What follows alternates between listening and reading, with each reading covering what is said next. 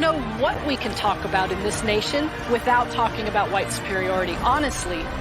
Who defines the meaning of God also defines the relationship between economy and God. African Americans spent $1.3 trillion last year, making us the 16th wealthiest nation in the world. Why have we not turned those riches into wealth to develop our community?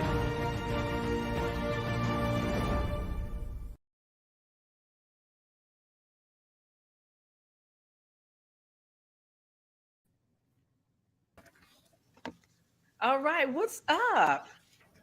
What's up, everybody? You know, welcome to everyone. I mean, I don't know, welcome to everyone. That doesn't make any sense. Welcome to another edition of Happy Talks. What's up, Taaqiy? Peace, Felicia. How you doing? I'm good. I'm good. It's good. It's good. Good. Happy to be here. Happy to be here. Give folks a few minutes to come hang out with us. I see Rashamella's first person in the building. Hey, Rashamella, peace to you. Yeah, Rashamella. Yeah, let's just give some little some little commentary about Miss Rashamella Combo, who is also she was featured in our I think last month's newsletter. Her business, facial yoga. You gotta check her out. Wow, we got Mike Uno in the house from Detroit. Okay, all right. I see the D is already there. Ron Spears. All right. Yeah, Detroit Mike? Representing. Yeah, we got Miss Carol. All right. Oh, we got a little OnlyFans. All right, y'all. There it is. And you know, you guys know the drill. Please like and share this video. Make sure you are sharing it with as many people, at least 3 people. Jabari Ozazi from the Shrine of Mod says you got to share things in 3s. So you got to share it to, you know, with 3 other people. Yes. Definitely get the word out. Very exciting show tonight. We're happy to be here. This is an unusual day for us, a Monday night, but we couldn't hold off any longer. It might be one of the first Monday nights. I don't know, but I don't know if we had a Happy Talks on a Monday night. If this is not the first, it's maybe the second or the third. That's it.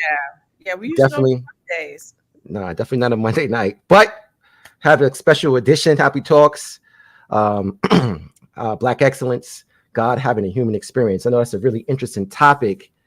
And if you saw the opener, you will see that we have an exciting announcement we've been kind of talking about for the past few months or so. Happy Day of Black Excellence, which is going to be on Saturday, February 4th in Jamaica, Queens. We're coming back to New York. We have an exciting event planned.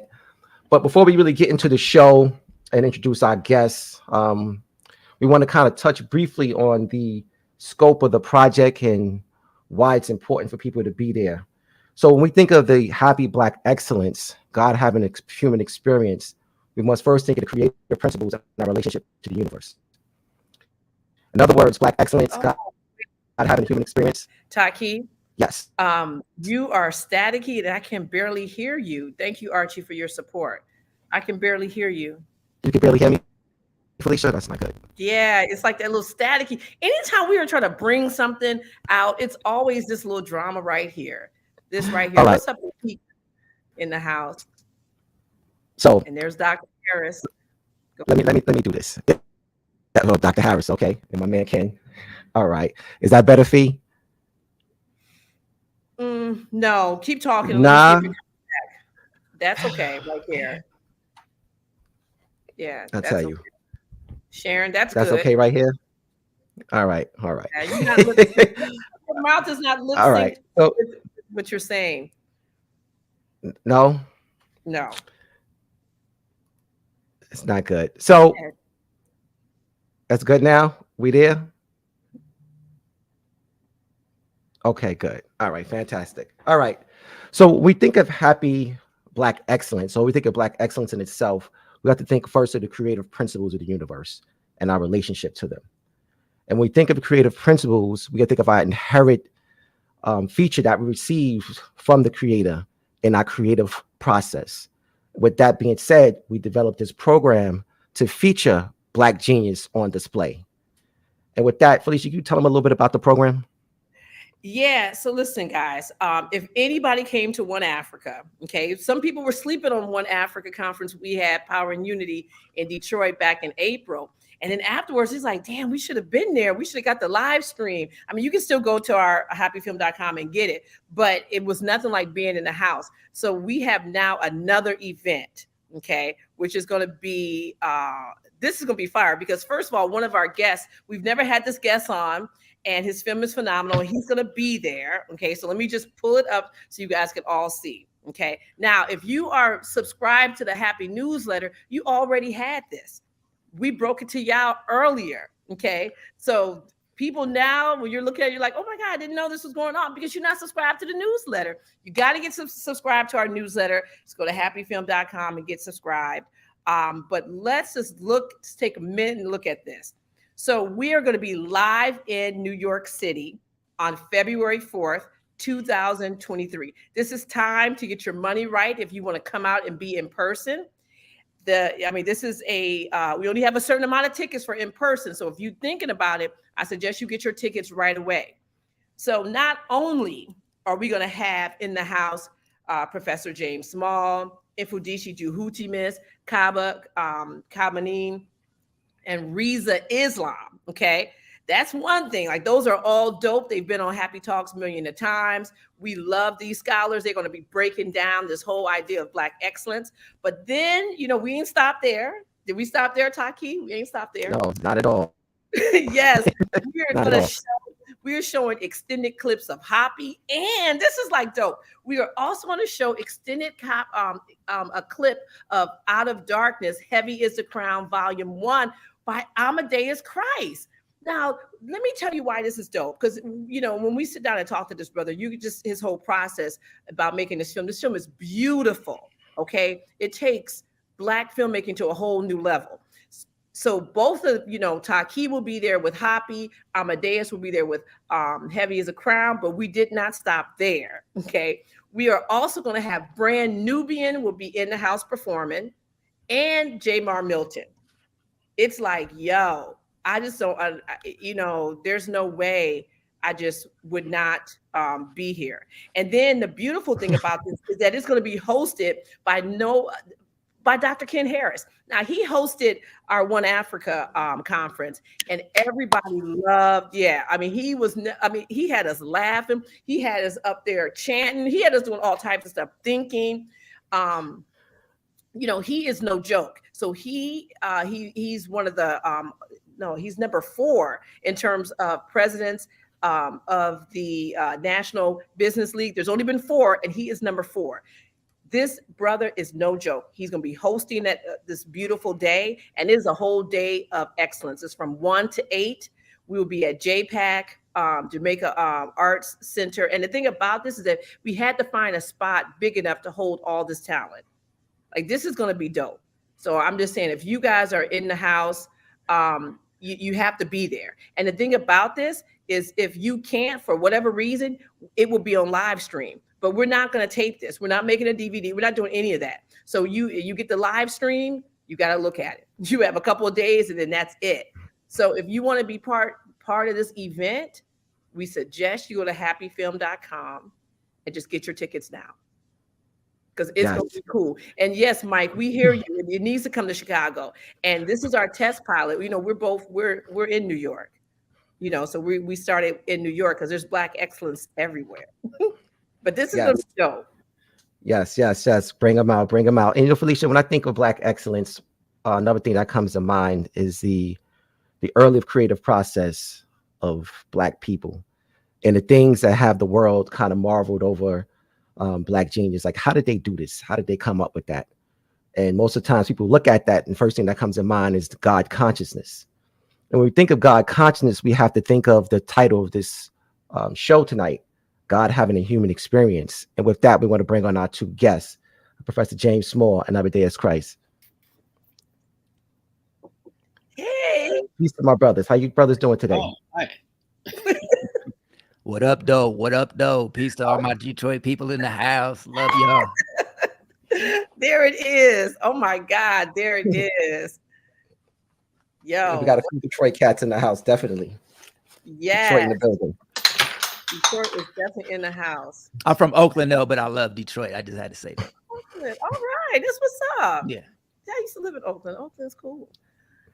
So first, I just want to say, just welcome Amadeuz, because you've never been on our show, and so this is really nice.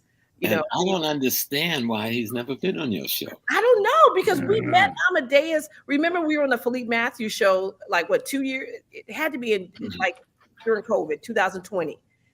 And I remember looking, I was like, wow, look how these Black male filmmakers, and you guys were all on one show. And we just didn't get up, but it's good we're getting up now. Yes. Everything is divine time. We knew we were going to do it. We talked about it. And this was the perfect opportunity. And I have to give a shout out to Brother Amadeuz for actually helping birth this concept of this idea, the Happy Day of Black Excellence. Well, before we get into that, Professor Smalls, I just had a real quick question for you. We need to understand, or can you help us understand, Professor Smalls? Wait a minute. John Giselle Smalls, Burgess, South Carolina. That's my grandparents' hometown. You know, I always tell you about the place, the Freewood. Burgess is the new name of the Freewood. That was our Maroon community. And the Smalls were the dominant group in that community till this day. So hi, family folks. That's Brother John. Shout out to Brother John. But I just wanted to say that because Brother John and I have been reunited a couple years ago to bring the family back to Burgess, though most of the family is still there. That was one of the Black Maroon communities in South Carolina. And that's where I'm from. So then you know who I am. I'm a Small. Even though I don't have the S on the end, my brothers use the S. So we all small, you know. So interchangeable. Yes. Okay. So family, Felicia said it earlier, but please make sure you like, share, and comment. We're about to really get into this discussion now. It's about to get underway. So Professor Smalls, we were saying from the spiritual perspective, can you help us understand what it is when it comes to our Black genius? In other words, the God consciousness that helped us birth things like the pyramids. Yeah. And I want to recoin a word. I didn't coin the word, but I recoined it in this context. And I don't want anybody stealing it, so I'm going to tell the whole world that I recoined it. When I coined post-slavery trauma syndrome, people just took it and no one has ever given me credit for it. Did that in 1992. I'm God having a human experience. Did that in 1980 something. So, you know, our ancestors did that, you know. So just give a brother credit for opening the door so that you'll understand the nature of the light. And so instead of using the term spirituality, Dr. Patricia Newton, God bless her ancestral soul, and I, and Brother Hunter Adams was about to do a piece on spirituality. And I suggest that we no longer use the term in that context, that we use the term African sacred science. And so I don't want people to be playing. I'm the one that put that term forward in that context. There was a white guy that wrote about ancient Egyptian sacred science, Herbeck, I think he did back in the day. And I think that's better describes what we're calling African spirituality, because what we're calling African spirituality is an understanding of how nature works. And see, we got to be clear on this and stop playing this spook stuff about religion and spirituality. Our ancestors was not talking about spookism. They were talking about scientific realism. They understood how nature worked and all of her forms. They understood the human's relationship and dependency and the both interdependency on one another.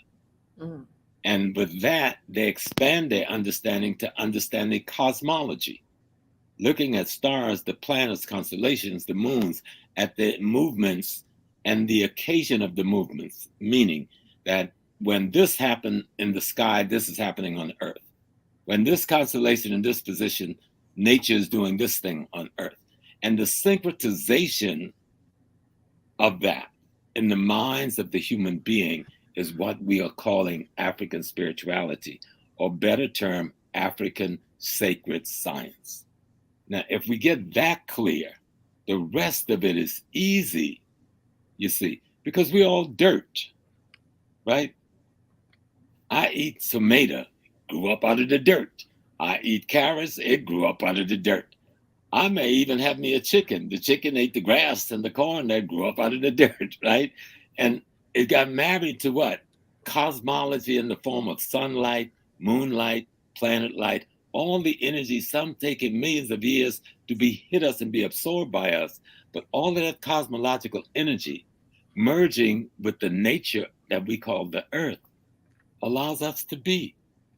So our understanding of how to be in harmony with that, and then taking that body of knowledge to create our social ecology, is what African sacred science is all about. And within the context of social ecology, that's where you're dealing with the economic politics and culture. And that's where economics becomes central and essential. And you're using the term excellence. The term excellence means outstanding. It means extremely good. That is the highest level of good one could achieve when you say the thing is excellent, right? So that brings it back to, who are we? We are the divine having the human experience. Because in the African sense of the divine, that we call the God in English, the African means every and all things at once. The totality of existence is the divine, and we are an expressive aspect of that divine in our peculiarities. And that wasn't complex, right? No, not at all. That's what the ancient Comitian was trying to tell us in all those writings. That's what the Yoruba system is trying to maintain and tell us. That's what the Akan system, the Zulu system, the Congo system, the Dogon system, all are trying to tell us the same thing, that we're a part of the great one. And we learn to know the one by recognizing its oneness and then understanding its essence, its aspect. The European, on the other hand, looks for the pieces and trying to make the one. You can't do it that way. That's why they're confused. Got us all confused. Right. And so when we are talking about then, how does African spirituality, sacred science, relate to the excellence in economics? Then we have to understand the role that economics play, and this is what HAPI is talking about, in the development of human relationship living together, which we call civilization in harmony and balance and just accord. And Amadeus, when he kicks it, just the graphics alone, and heavy is the crown. And by the way, my Yoruba name is Obenjoko Adebayo. Obajoko Oba, I'm the king. Ade, that's the crown. I'm the king who's come to reclaim his crown. So you know my real name. Obenjoko Adebayo. And in that context, I've tried to live the role, because that's what a name is, you know. The name your family gives you describes the function you're going to be. And your job is to live up to the name. And so African peoples, the people that once lived in Kemet, the people that once lived in Zululand, the people that once lived in Zimbabwe, the people that lived in Congo, the people that lived in Mali, in Ghana, and Morocco, we have merged in America into one African people. We are one African. The African Americans in North America has the largest convergence of African gene pool and ethno-cultural retention than any other group of Africans on the planet Earth. And maybe that's why the world fear us so. Because they know we come with the whole body. You know what I'm saying? We got the whole body. And the whole body is a reflection of the divinity. I am God having a human experience. In my peculiarity, you're a God having a human experience. In your peculiarity. In the same way, in this one little finger of mine, is millions upon millions of cells. They all look alike, but none of them are doing the same thing. And yet they're doing it in such a harmonious, balanced way. I get this beautiful finger with all of its utility. That's what we're talking about. That's excellent. That's God's excellence in creation. Well, God duplicated everything. We're a duplicate of the divine itself. You know, we're a duplicate of nature. That's why we eat all of nature to replenish ourselves. We don't kill human beings to replenish ourselves. We eat all the fruits, the vegetables, the fish, the animals out of nature to replenish ourselves. So then are we not all of nature? You understand? And so the Africans understood this. This is the sacred science.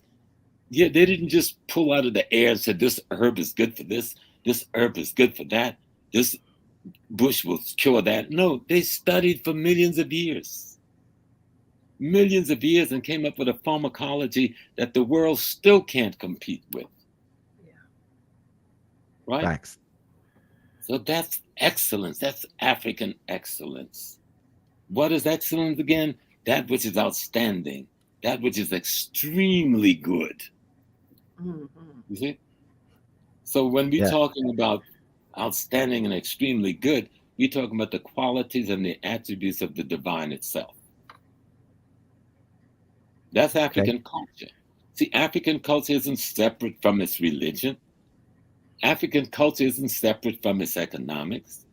African culture isn't separate from its politics or its sociology or its culture. It's all in one package. It all has a relationship with one another, a strategic scientific interaction based on reciprocity. You know, as Ma'atbi says, truth, justice, righteousness, harmony, balance, and reciprocity. And so in Kemet, they call it Ma'at. If you went to the Yoruba land, they'll call it Iowapile. Iowapile is the gentle character.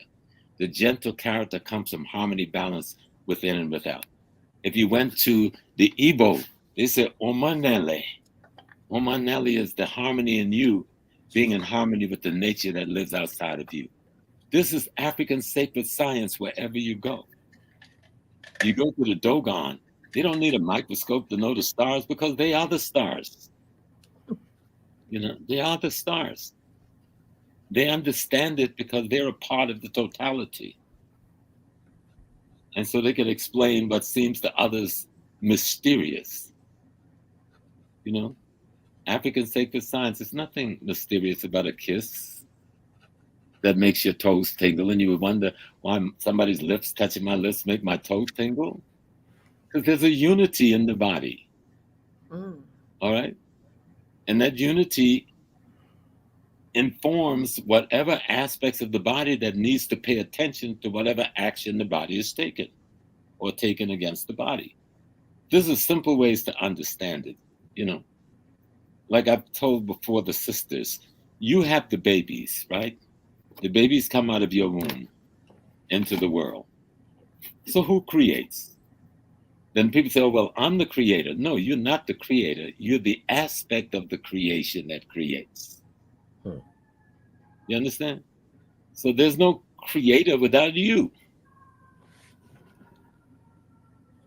When you understand that, saying I'm God having a human experience makes sense.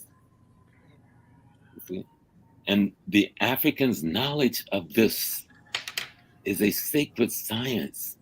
They understood when that constellation did a twist on the bottom of the spoon part of the Big Dipper, that another constellation made a move in this direction and certain things on the planet grew. And only then did it grow. And certain foods you can eat at that time of the year that would attend to this part of your health. And then something else would attend to that part of your health. All synchronized. That's the sacred science that others have turned into religion because they misunderstood what we were trying to teach them in their ignorance and their barbarity. So they took the symbolisms and made it reality instead of taking reality and explaining it using symbolisms. And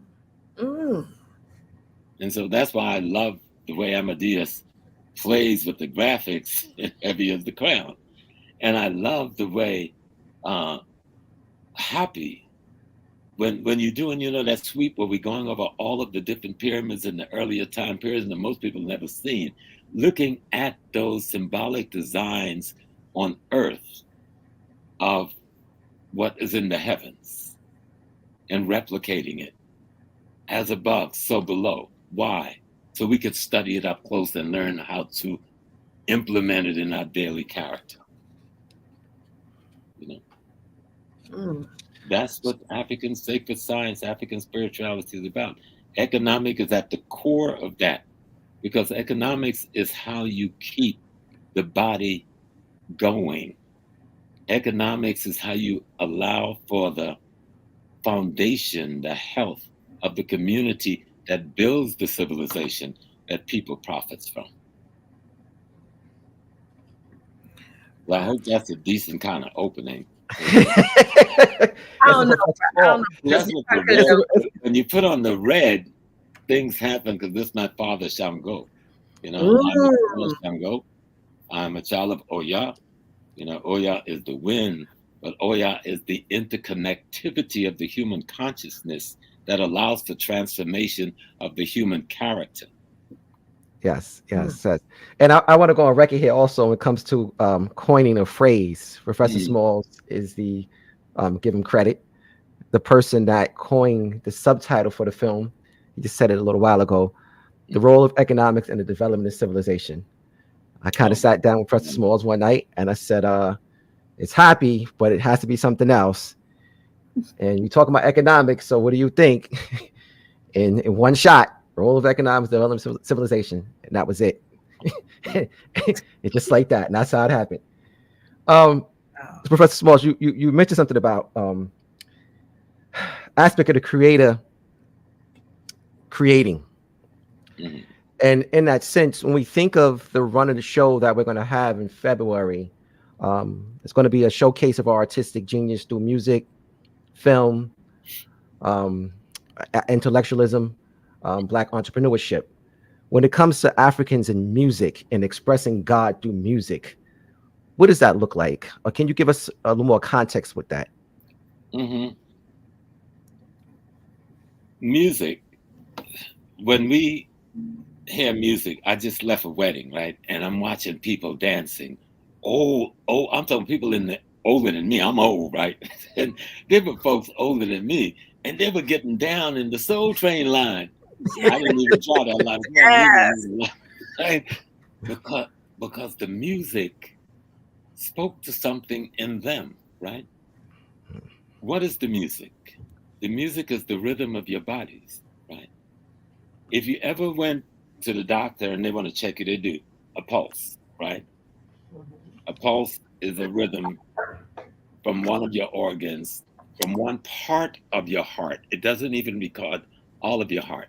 But if you go to have acupuncture, the Chinese take 8 different pulses, all right?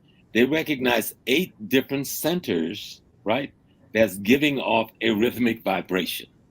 But now when you go to an African priestess in the bush, they do more than 100 of these centers. And that's what you're calling orishas. That's what you're calling obosun. It's the vibrations, right? There's multiple vibratory concertos going on inside of every one of us at any given time. But some of us have the intellect through our knowledge of instruments or even through our own vocal expression to capture some of this vibration and share it externally with others. And that other person's feels it, bonds with it because of their recognition of it, then become a part of it, joins with it. That's when you're dancing and you're moving to the music. But it isn't just the feeling and the vibration, there's also messages, right? They're divine messengers. And so if you go to, say, the Achim nation in Ghana, and the Achim king is sitting on the throne. He's now the ancestor. So no one can speak to him, right? Except his linguist, right? That's a man who carries a staff and he tells the king what the rest of the world is saying. Here's how it's done in the Chim on certain high days. A man on the other side wants to speak to the king. So he has a linguist. So his linguist has to tell the king's linguist what his chief wants to say to the king. But they don't do it with words. They do it with a horn. But the horn conveys the vibration of the language that's embedded in their intellect through rhythm. So you may hear, but they hear, how are you, Majesty? You understand?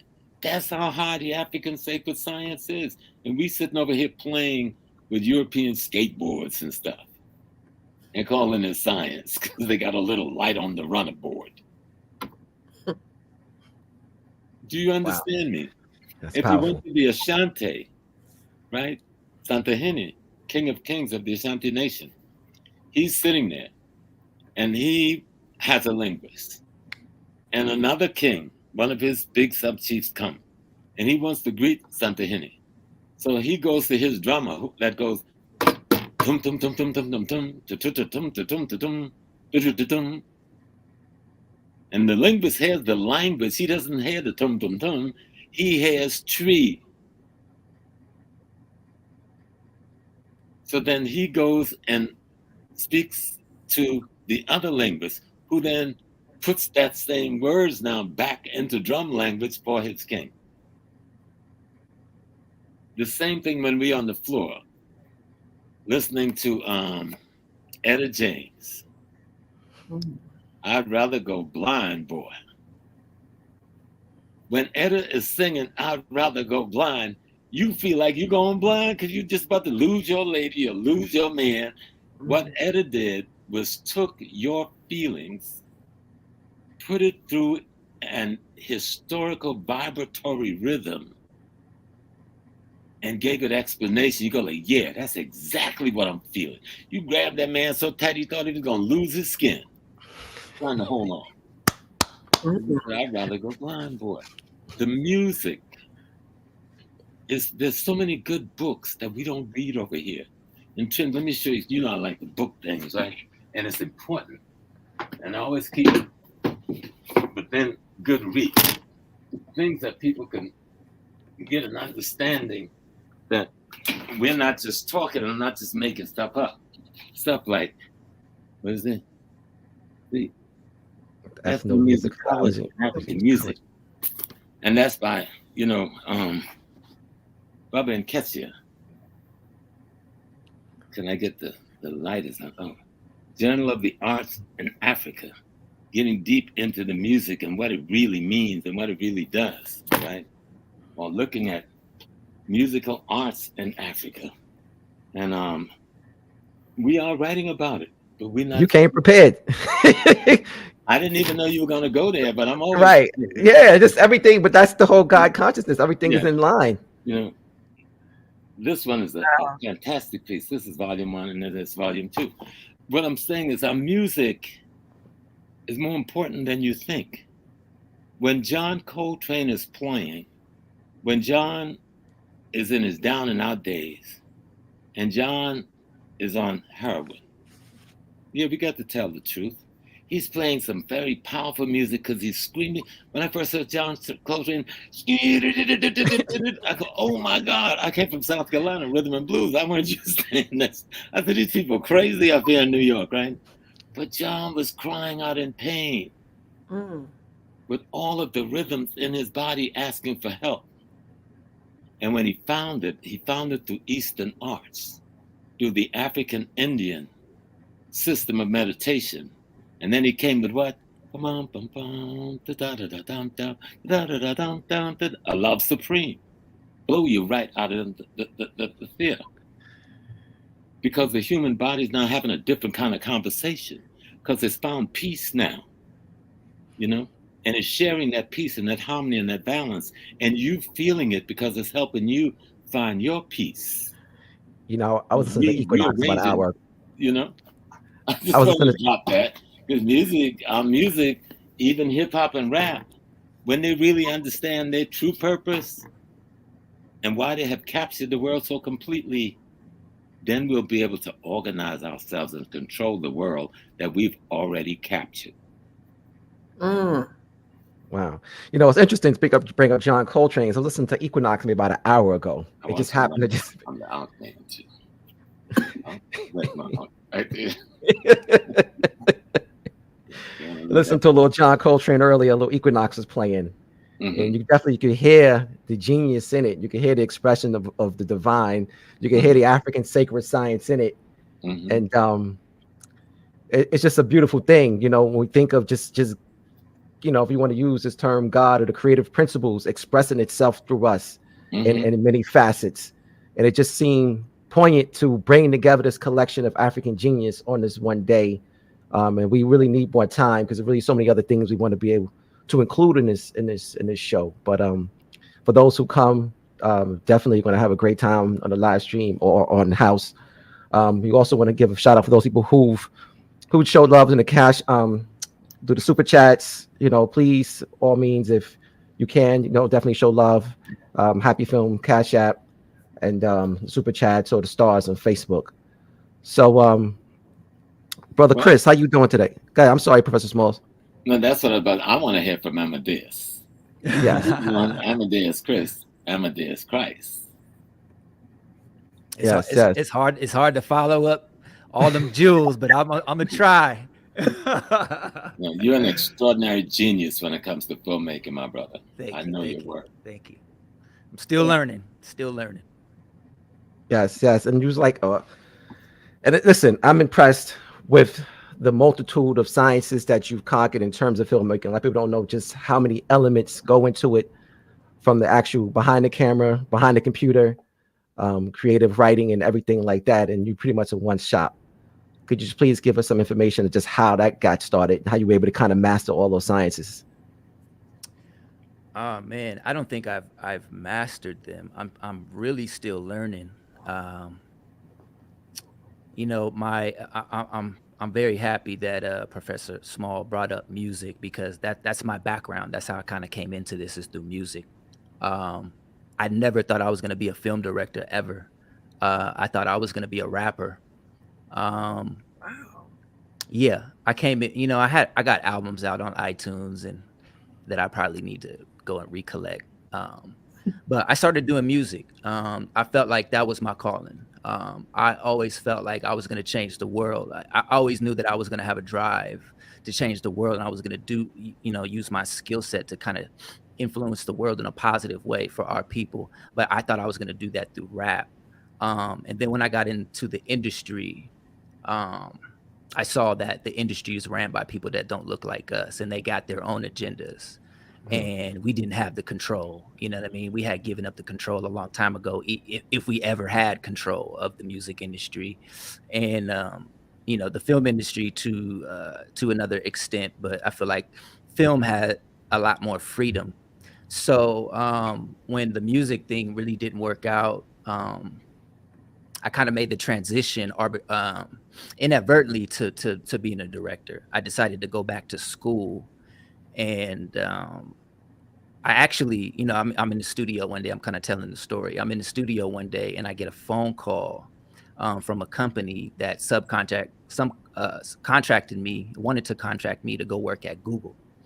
So I ended up at Google for 7 years of my life, and that's where I learned a lot of my business and people skills. I come from a sales background. I'm trying to give you the general story. So I ended up at Google, got inspired to go back to school. One of the things that I always wanted to do when I was doing music was shoot music videos, because I could never afford to do a music video. So I just decided, when I decided to go back to school and get my degree, just from being in corporate America, I didn't know what I really wanted to go to school for. So I just kind of randomly selected film. I said, oh, this sounds interesting. And I really did it to shoot my own videos. So when I got into it, I remember the first day of class, the editor, the teacher gave us a whole bunch of footage, and he was like, yeah, you guys, tell the stories, letting us know the basics of storytelling, how to edit footage. Back then it was real big Avid machines. It wasn't Final Cut Pro. So boom. So he gives us the footage, and everybody in the class is, they're trying to put together their little story of the footage. It was like a girl and a guy on the beach or whatever. He didn't explain to us any real technical stuff. He just kind of wanted to see where we at. I got finished in about 5 minutes. And when I went back to him, he was like, "Oh, you need the footage?" And I said, "No, I'm done." He was like, "You can't possibly be done." He's like, "Let me see what you got." He saw it. I like literally edited a music video first time on the machine, didn't like have music in there, fades and everything. He was like, "Why are you in this class? Why are you in my class?" He was like, "You don't need to be in this class." And I said, "Well, this is a required class. I need this class." He's like, "Okay." So needless to say, I got an A in that class. And that let me know that I had like a quote unquote natural ability to tell a story. So make a long story short, I go back to San Jose State. I'm in the I'm in film school now. Part of the film school requirements was for us to take a radio class. So that was, the radio station. San Jose State had a radio station. So I took the radio station class. So what we would do is when artists would come in town into the Bay Area, San Francisco, Oakland, San Jose, I would actually we would contact them and try to get an interview.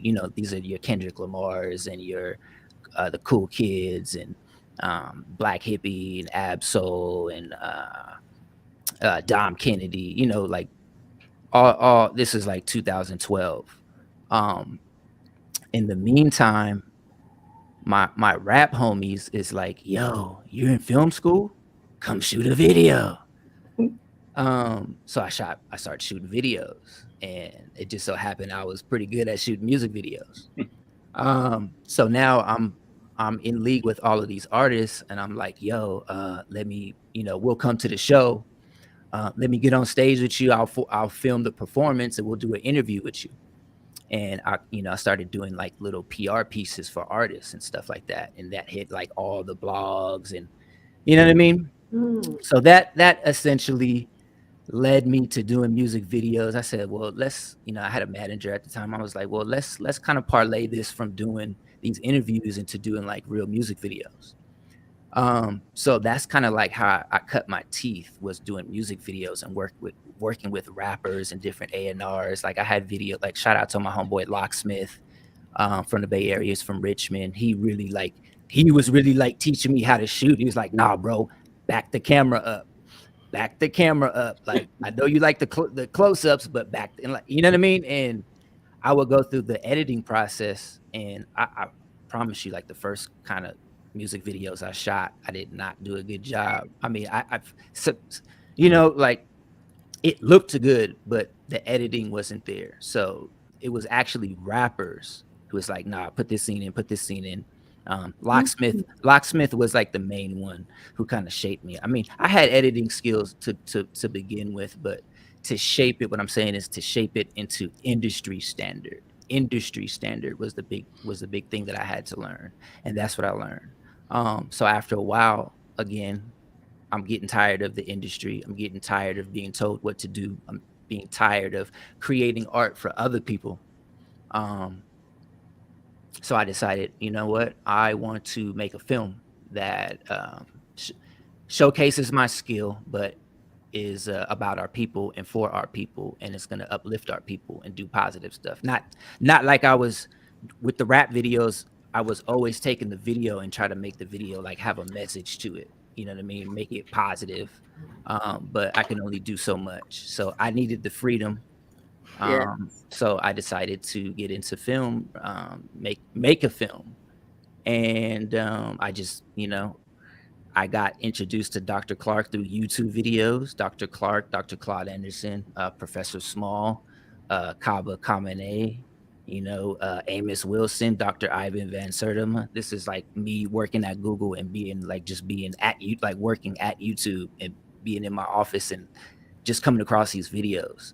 And all of these early videos were coming from TAP, Transatlantic Productions.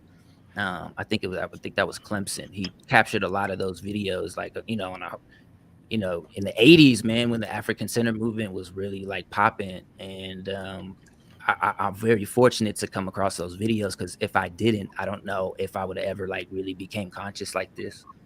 So at that point, I know I'm rambling a little bit, but at that point, it was just a matter of going out and searching and contacting Tony Browder, contacting Renoko Rashidi, contacting Sabir Bey, shout out to my boy Sabir Bey, in order to get, he's the one who plugged me with Professor Small.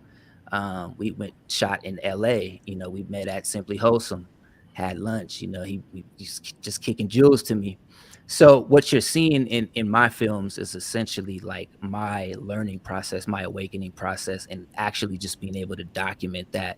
And just really like the questions that I'm asking in the film is just, you know, just authentic questions that I have, and, you know, just sitting at the feet of the elders and being able to record that. And from the music video background and then the music background, because that's a big piece, is the music too. And Heavy is the Crown, compared to Out of Darkness, is really heavily focused on the music.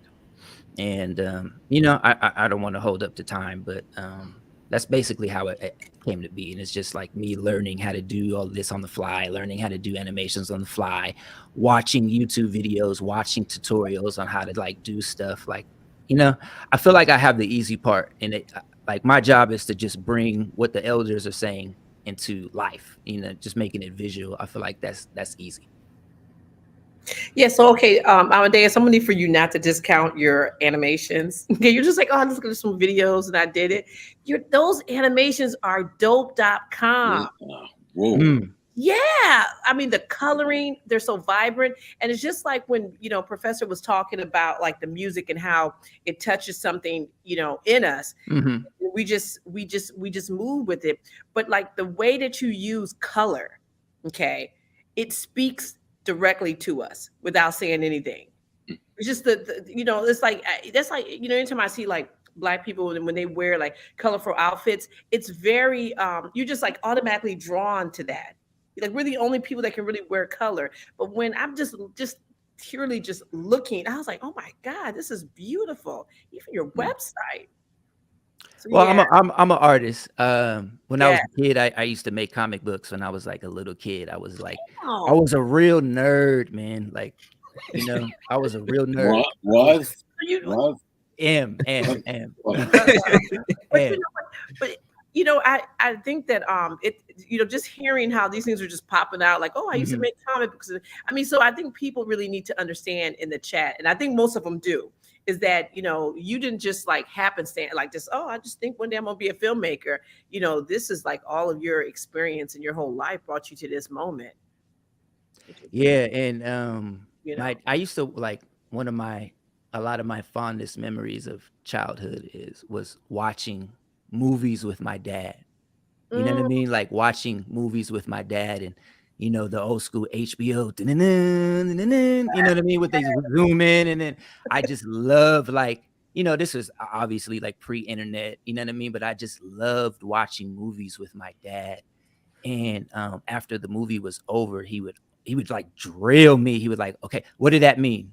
What did this mean? What did that mean? What was the message in the movie? Why did he do this? Why did he do that? And he was like training me to like understand storytelling yes. and the messaging in film and why certain things happen. And he, you know, he would always put that in, you know, real life terms, and he would use those as like teaching moments, and that kind of stuck with me. So I think that was probably what made me become a filmmaker in the future. Yeah, 100%. Family, listen, you guys, if you have not seen this film, I don't know why, you know, let me actually put up his website so you can get the film, okay? Right there. This is the thing. This is going to be, you know, we can't just emphasize this enough. You know, this event that we're going to have on February 4th, this is a good time for us to build. You know, we build across this platform because this is, you know, the technology that we're using today to, you know, to do this. And we can definitely, you know, talk to people who we wouldn't normally talk to, but we have the opportunity to be in the house and, you know, sit down and chat with Amadeus, with Professor Small, with Kaba, with Infudici, you know, with our scholars, our examples of Black excellence. You know, and we're not going to always have this time. So it's really important, family, that you know, that you be in the house, because everyone is Black excellence. That's the other piece. You know, everyone is Black excellence. Everyone is doing something in their lives that need to be showcased to people. And it's really a day of us just loving on each other. A lot of things have been happening in our community, you know, and that we need to be loving each other. It's one of our principles of, it's actually our number one principle of the HAPI movement is loving Black people. Okay. And so this is going to be a day that we can just love on each other. You know, for anyone, I keep talking about, you know, One Africa, because, you know, if you came to that DoubleTree in Detroit, you just smelled Black love and sage.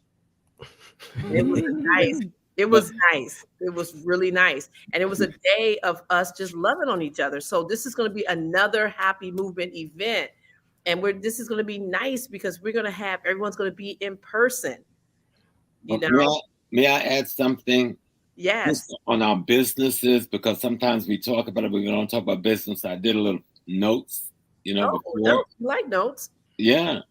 Do you know that African Americans own 3,115,000 businesses? Do you know that those businesses generate between $3 and $4 billion in our community? Do you know since the pandemic hit, our business growth have gone up 30%, according to the national census? And this is largely due to the independent involvement of Black women at the helm of new businesses. So these kinds of things our people need to know, because always folks try to make it look like we ain't there, and we are more there than you think. But what we need to do, we were able to spend $1.8 trillion last year in surplus capital, but we spent it with non-African American, non-African businesses. If we were to shift that, we would see an even greater exponential growth in Black business in this country overnight, with Black employment in this country being employed by Black businesses overnight. And I think that's what HAPI is trying to articulate and say, you know, to our people. Yes. And you know what? Also, thank you, Professor. We're going to have vendors. It's a limited space for vendors. So if you're trying to vend, you better get onto that little happyfilm.com and get your ticket now, because we can't squeeze nobody in there. You know, everyone, you know, Amadeuz is going to be there with his film, signing stuff, taking pictures. We're going to be there with our stuff, Infudishi, you know, Kaba. So I'm telling you, if you want to be vending, you have better get on to happyfilm.com and get your ticket. But that's the other piece. So, you know, we will have in the next, you know, couple of weeks, we will be talking about how all the like different business entities can, you know, will be able to advertise. We're going to have a reel going, you know, showing it. And again, this is live stream. So it's not going to just be, you know, just us, you know, the people in the house. It's going to be across the world. You know, we have South Africa in the house. We have London. We have a lot of places. So you definitely want to be, you know, part of this economic gift that we're doing. Well, not just the economic gift, though. See, what Amadeus is bringing to the table is not just fantastic graphics and not just fantastic music, but it's one of the best African sacred science spiritual treatises I've seen on video from multiple Infudishi, Kaba, myself, even Brother Tony. You know, it's fantastic to really see how HAPI and Heavy as the Crown has merged. You know, it's like the two polar elements was just waiting to collide. And this had to happen. You know, Heavy as the Crown and HAPI had to come together. And that's a beautiful thing right now. Yeah, and you know what? And thank you. I mean, you know what? You just giving me all these little ends, Professor. You know, I think it's the red. The red is doing something. Look, so you know what? Look, this is a good.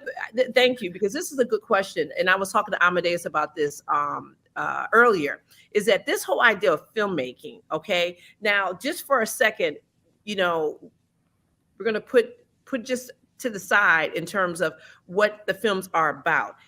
Can you guys? I'm talking to Taaqiy and Amadeus. Just talk about, and Amadeus kind of talked about this a little bit, but what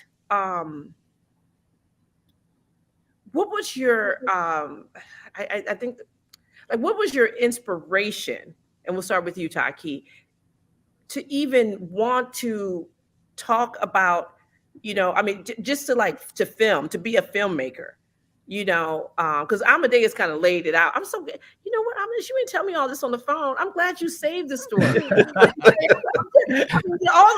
You really because like when I think about like the yellow brick road and how, like the yellow, it's like everything was just happening for you, bam, bam, bam, for you to be to this point. And I can't wait to see what's down your path, some more. But Taaqiy, can you just talk about, because I think a lot of times we're on this show and everybody thinks we just do happy talks, but you've done 3 like feature films. Can you just talk about like what made you want to be in this medium? Well, yeah, first I want to give a shout out to those people who were involved with the production of HAPI. Definitely won't be here talking about HAPI without Seed and Tahuti Films and his wife Akmarie. Definitely want to give a big shout out to them and Seed and his creative genius, because he picked the music, did the editing process. He was also the director of photography. So the HAPI experience when it came to the filmmaking was definitely a collective team of people, even yourself, Felicia, and other producers that was on the project. But for me, filmmaking, like Amadeus, it kind of just came about. I didn't wake up at 9, 10, 11, 12-year-old and said I wanted to be a filmmaker. I started getting into film through the travel. I kept tours, traveling back and forth to Kemet for the past 22 years. Always had a camera in my hand. It was either a still camera or video camera. Always had a camera in my hand. Wanted to document everything I saw. Wanted to take film, everything I saw, every pyramid. I was on a quest once upon a time to film and go to every pyramid along the Nile corridor. So that was a part of just learning and experiencing that and sharing this information.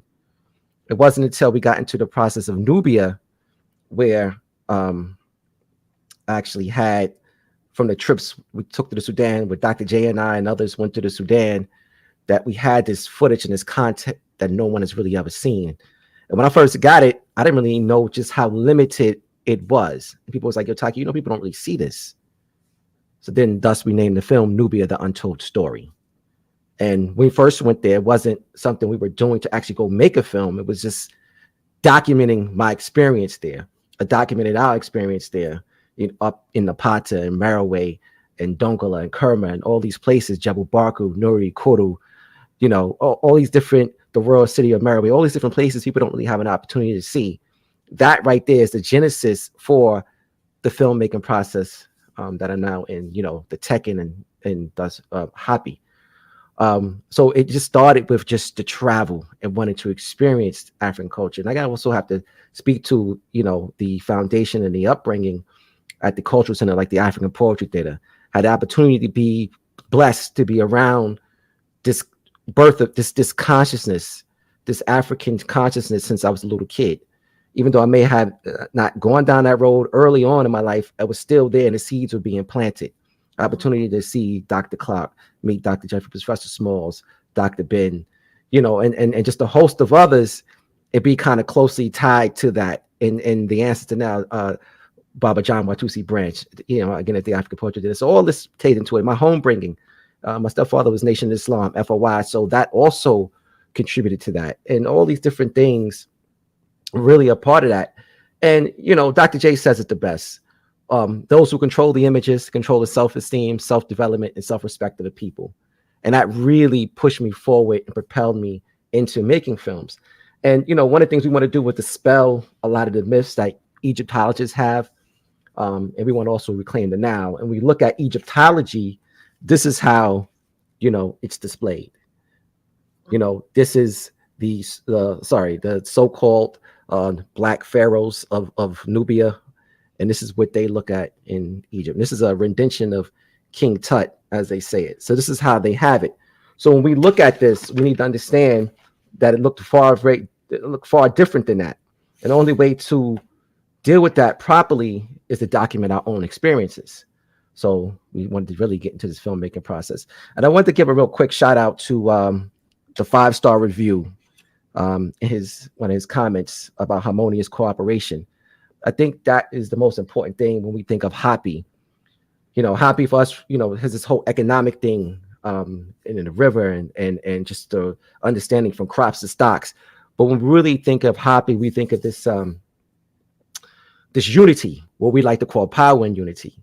This power and unity we have in aligning ourselves with other like-minded Black people and loving Black people. That is the core of HAPI and the HAPI movement. So harmonious cooperation with working with the brother Amadeuz just made sense. It only made sense to do this because, and not be in any type of competition, but do this together. So the brother and I was talking, said, thinking about coming to New York. I said, listen, it would make sense if you're going to come to New York, we just work together and we do this as one, and we bring together and bring these different elements together. So once the excellence piece came in, other things started to come up. The music, the Professor Smalls was talking about just how essential Black entrepreneurship is. And that is also a showcase of the experience on that day, Black literature, you know what I'm saying? And in other aspects. So I'm just happy to be a part of this experience. And, that's about it. Yeah. So, you know what, because a lot of times, we're all like out in this film world. And Professor can talk about this too, because he's a consultant on Godfather of Harlem. So he's, in the business. And, we don't really get to see, an Amadeuz or a Taaqiy Grant out there as much as, as people think. And so you guys really, are, it's nice for you guys to, to know each other and to, and just really be collaborative about your relationship. But Amadeuz, I want to ask you about this in terms of like, what do you see as, well, first of all, like, what are you getting ready to do next? Okay. I know you're doing this, but like, what is your grand, like, plan? Absolutely. So Heavy as the Crown is a multiple film project. So right now we are in post-production for volume 2. So that's coming. I also, that's why I shouted out my Detroit peoples when I came on here, because I'm doing a film on Detroit. What? Wait, Amadeuz. Oh man, you're not ready. No, I'm from Detroit, but listen, look, you got all this little stuff you talking. You need to have something for us to show on February 4th. It could just be a little teaser. It could be a little. I got a teaser for you. Okay, there it is. Well, see, look, family. So look, you ain't gonna be able to see it unless you at the event. I'm just saying. Let me just put it back up here. Happy Film. Go ahead, Amadeuz. So the film on Detroit is going to be focused around Black Bottom and Paradise Valley. And when I say we got some I got a big surprise coming up too. I got some heavy hitters in there, but I got a big surprise we working on. I'm not gonna say too much, but we got all of the peoples from Detroit in there, man. It's gonna be rocking. So that's gonna be a big project. And then I have a big IP that I'm working on. Like I just came back from the American film market, and them boys ain't playing. There's a lot of distribution companies. There's one in particular that's a Black-owned distribution company.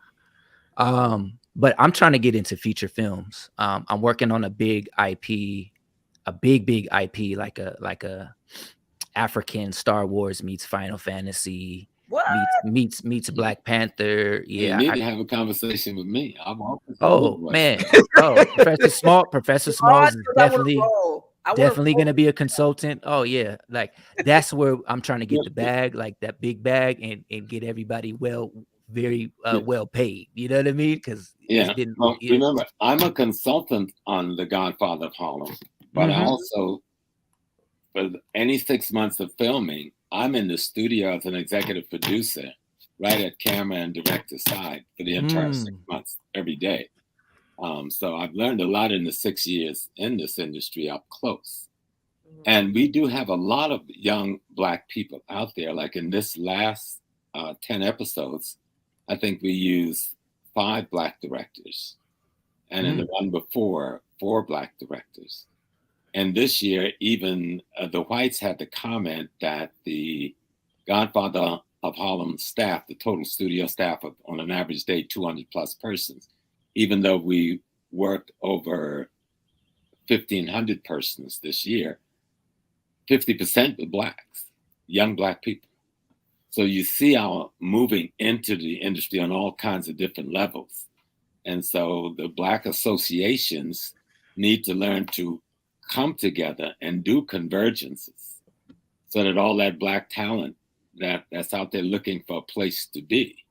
I mean, imagine I'm walking out of the studio one day and I see this little short woman walking in with locks, and it's Miss Whoopi Goldberg.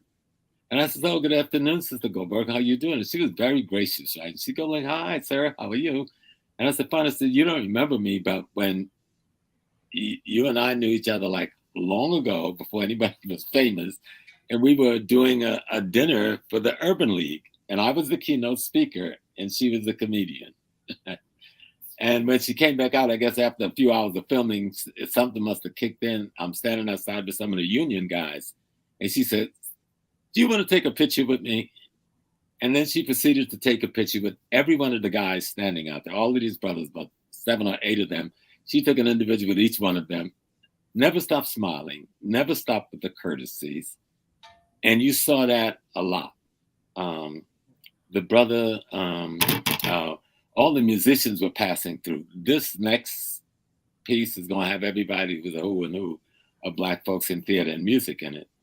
And they were all very gracious people. But the point I was making is that you're seeing all these young Black filmmakers and directors and executive producers. I had a chance to watch them coming through. And since I'm an older guy, everybody comes to talk to me. They don't know what I'm doing there, but I know he's an old guy and he's here. So maybe we need to talk to him, right? But you see all of this Black youth going exactly in the place you're describing.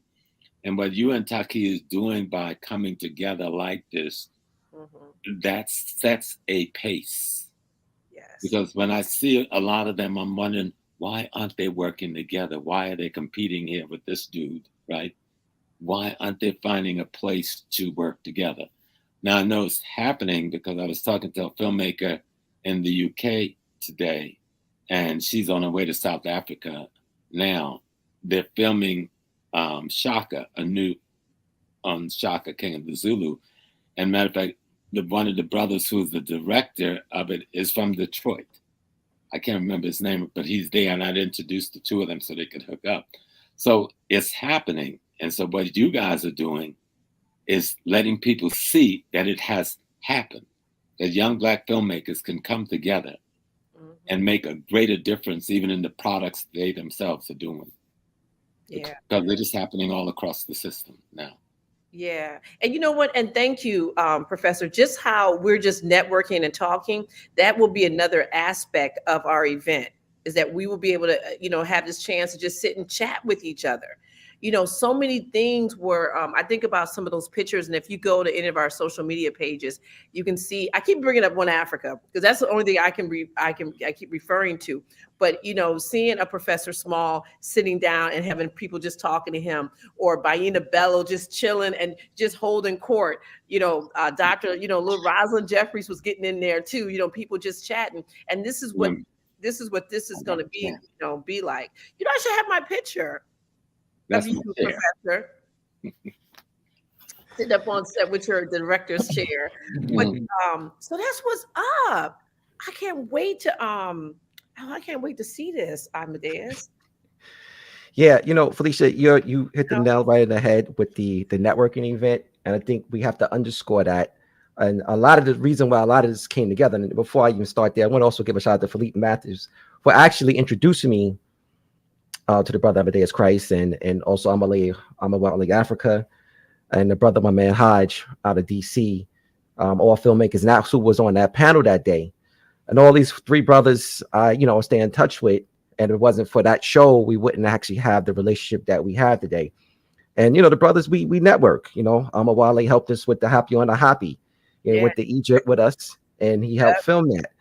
The brother Amadeuz, we always kick it. He gives me jewels and different things. Like, hey, Taaqiy, check this out. So that networking piece is taking place like behind the scenes. And it's something that we want to bring to the family on September 4th. And definitely, Professor, thank you for that. Because there's so many different elements to this project. But we put time in the program so that we can have a networking event.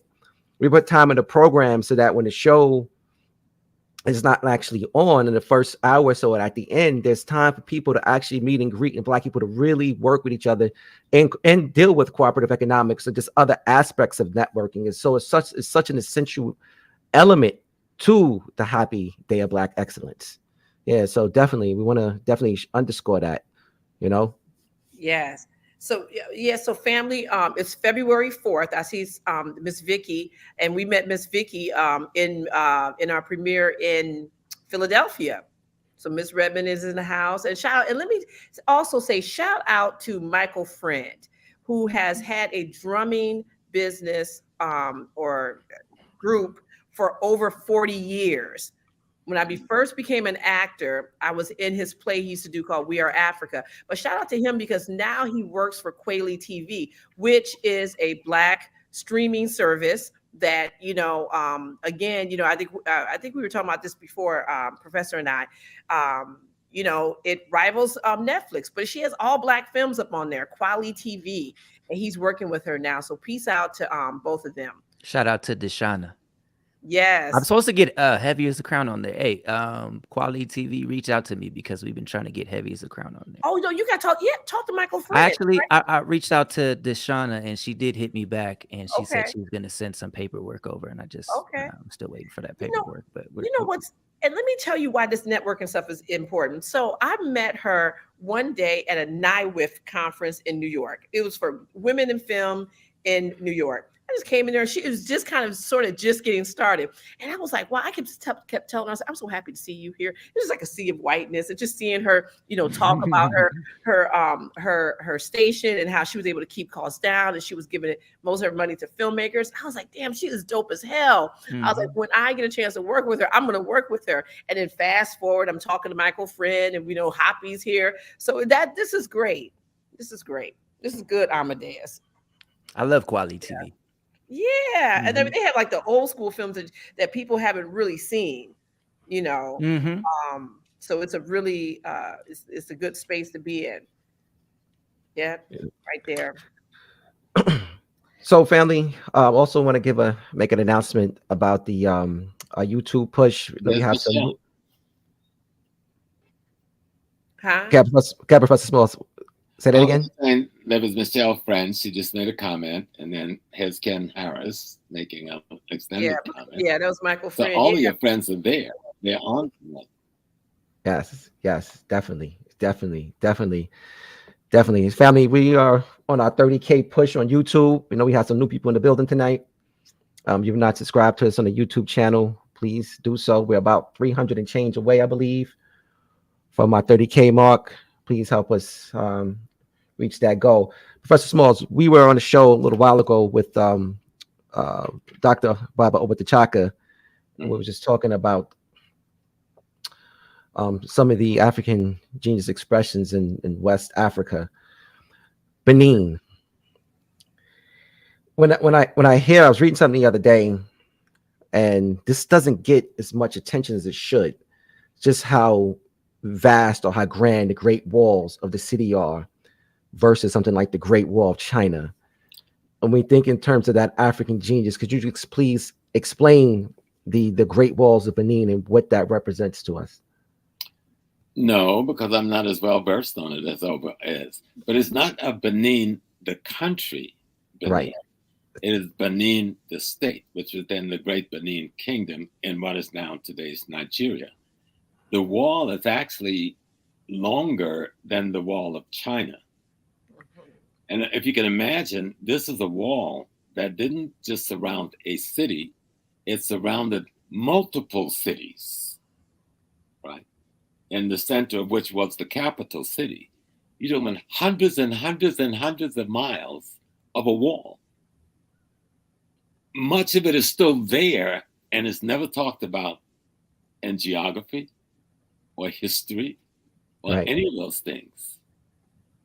But the Africans always had a sense of containment and protection because we knew there was a barbarian out there somewhere, and it occasionally would encroach. And so that wall was put there to fight them back. Let me give you a sense. The wall probably is built around the 1300s, or a little earlier than that. But we hear about Greece invasion of Northeast Africa, but we don't hear about Greece invading Central North Africa, but it does. In the BC, we hear about Rome and all the things it does in Turkey, but we don't hear about Rome invasion of North Africa. All right. And so, and would be there until the 800s when the mixed race Arabs would push them out.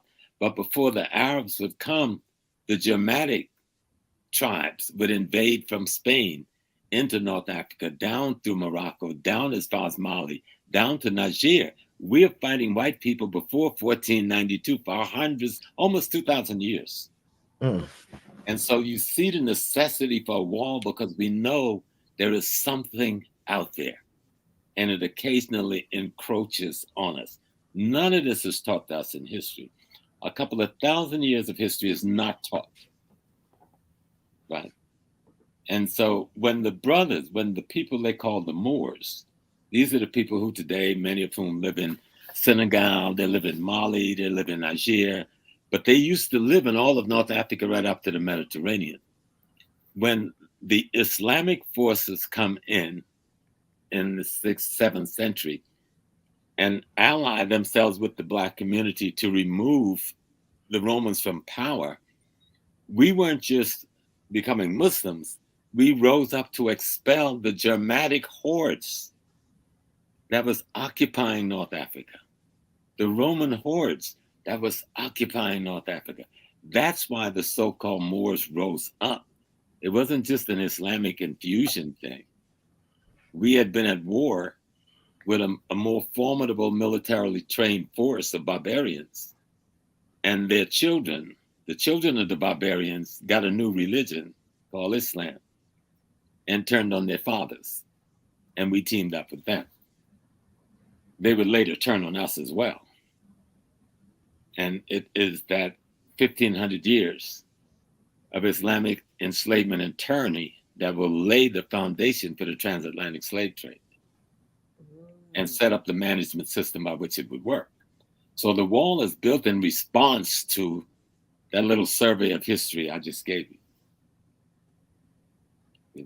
You know, the amazing thing is, like you said, it's not, it's not taught in school. It's not, well, in history. There's very little known of this, and it's something greater in size, mass, and is even its historical context in the Great Wall of China. But there's absolutely no mention of this, which is not a surprise. A people, a whole people, and we never heard of them. The Gudamas, the people we call them the Moors, they call themselves Gudamas. That was their greater nation, the Gudamas and the Garamantes, not Berbers. The word Berber hadn't come into being yet. The word Moor hadn't come into being yet. The Gudamas and the Garamantes. That's their land. Wow. Thank you for that, Professor Small. Yeah, wow. But it's interesting because the brothers just put the Germans up, the Vandals and the Vistakov. I know Michael would be there because he's the historian, Brother Michael Imhotep. Shout out to Michael Imhotep. Another Detroit native, man, Mike. Yeah, definitely a part of the One Africa conference.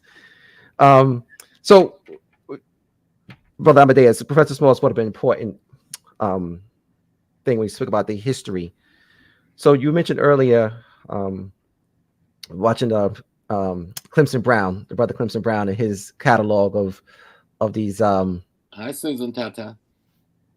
Hey, Susan Tata. These. Wait, Amadeuz, have you been on Susan Tata's show? I have not. What?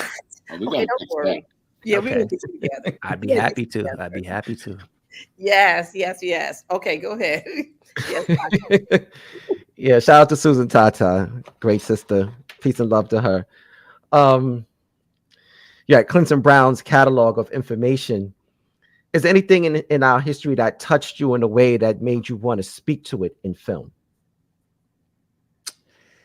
The thing that what I saw that inspired me was A Great and Mighty Walk by Dr. Clark. that was the film documentary. I think it was produced by Wesley Snipes, if I'm not mistaken, with his Amin Ra Productions. Right. I saw that come on like public television way back in 2006 when I was like on my way to the studio, and I tell this story a million times. That was when Dr. Clark was speaking. It just happened to come on TV, and I was like, as soon as I heard his voice, I didn't know who he was. As soon as I heard his voice, I just felt him in the room, and I literally just had to sit down. It was like it floored me. When he was just dropping jewels. I mean, it was, he would tell his story and then drop history, and then tell his story and then drop history, and then tell his story and then drop history. And what he said when he was talking about Greece and how the first piece of written literature that came out of Greece was written by Homer, the Iliad and the Odyssey. And when he said that book was written, I think he said around 1100 BC in the film, or 1200 BC, he said, or it might have been 650. They brought that up in the debate he had with Mary Lefkowitz. 650, let's just go with that. When he said we had already gone through 24 dynasties in Egypt, that completely just turned my whole worldview upside down just with that statement. Because I had never connected Egypt to us. You know what I mean? I grew up in the church, and when they talk about the Egyptians in Christianity, we're the bad guys. You know what I mean? We were the ones that enslaved the chosen people. So that kind of flipped everything upside down. And then I started to connect everything to us as a people. And then I was like, wait a minute. If ancient Kemet is the foundation civilization for Western culture, Western civilization, and they got everything from us, that changes everything. That's the story that needs to be told. You know what I mean? So that is what inspired me. That planted the seed. I wouldn't actually decide to make a film until about 6 years later. But that seed that was planted by Dr. Clark, I mean, it just grew and grew and grew and grew and grew. And then when you're mentioning Transatlantic Productions, again, I'm just on YouTube. You know what I mean? Watching YouTube, and I'm seeing these videos start popping up, and I see Dr. Clark's video start popping up. I'm like, oh, that's the guy who I saw in the film. And then I literally watched every single Dr. Clark lecture on YouTube faithfully. I mean, just driving with my kids in the car, driving in traffic, listening to Dr. Clark. That's what's up. And then it just it spiderwebbed into everybody else: Dr. Amos Wilson, Dr. Ivan Van Sertima, Professor James Small, Kaba, Dr. Leonard Jeffries, and I kind of got introduced to the conscious community, African community, that way by accident. So that is what motivated me to kind of pick up the torch and help tell this story with my particular skill set, Right. So as we talk about telling your story, your hat and the symbol, can you just take it off and kind of elaborate on that? Yeah. So yeah. There we go. So, and by the way, he's sending all of us a hat. So you know what? I will. This symbol, my first company logo was stolen by a real famous football player, and I don't want to keep bringing this up because I'm really not mad at it, but that is what inspired the logo change. Wow. So I had to change my logo, and at the time I was really heavy into the pale fox and the Dogon and all the symbolism, right? But the symbol kind of just came to me in my head, like, okay, so the S, the snake represents the J in Medu Neter, right? The D, DJ, J. And that means, if I'm correct, it means to say, like instructions. And then you see the hand coming out of the snake's mouth. That is actually the D. And if I'm not mistaken, that means to give. So it's giving the word. The snake represents speech and the word. And it's funny that you just mentioned, brother, Dr. Oba Tashaka, because I just, I was inspired to purchase the book Conversations with Olga Tameli. And, you know, and my homeboys keep telling me about Dr. Oba Tashaka, and he's like, oh, he's really, really heavy into the Dogon. And Dr. Oba Tashaka, he keeps saying that Olga Tameli was one of his spiritual fathers, you know, one of his teachers. And I'm reading the book. This is way after this logo's design, and he's talking about the seventh Nomo, and 8 being speech, and the seventh Nomo basically representing resurrection, right? Which is the snake represents resurrection, because the snake sheds its skin, right, and it's reborn. So the DJ and the D together spells Jed. So, you know, Jedi, you see the red eye. So yeah, so and then Jed, you know, the Jed column is restoring balance, right? That's Osiris's spine, right? Osiris spine is the restoration of balance. It has a few other meanings with the pole stars and the circumpolar stars. The 7 representing, you know, 7 is actually, you know, obviously a spiritual number, but 7 also representing the adds symbol ADZE. But yeah, it just, these symbols just kind of come to me, and then I get the information about them later when I read. You know what I mean? Kind of happens like that. That's dope. Like the music, like music. Mm-hmm. Yeah. Yeah. Mm-hmm. You know, what do you? One more question. I'm sorry, Taaqiy. So what is it, or how do you connect to your higher spirit? Like how are you able to have that connection seemingly easy or just strong?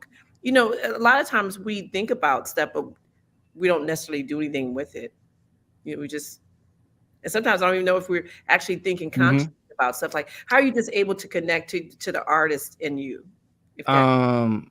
Just get into a quiet place and just listen. You Were know what I mean? Like that? Have you always been like that? Yeah. I sit Indian style. Maybe that's it. I sit Indian style. I've always done that as a kid, but I just I don't know, man. I just sit there and listen and listen to what's being told to me by the ancestors, by I don't know, like Black Panther, the ancestral realm. Like, I feel like I could tap into that without taking the heart-shaped herb. But it's just really listening, you know what I mean? And seeing, you know, like seeing what is being told to me through the word, visualizing what that word looks like, listening to music is a big part of it.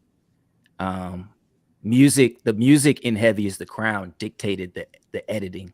The first time when I did the original Out of Darkness, I didn't edit to the music. I edited the film and then I put music afterwards.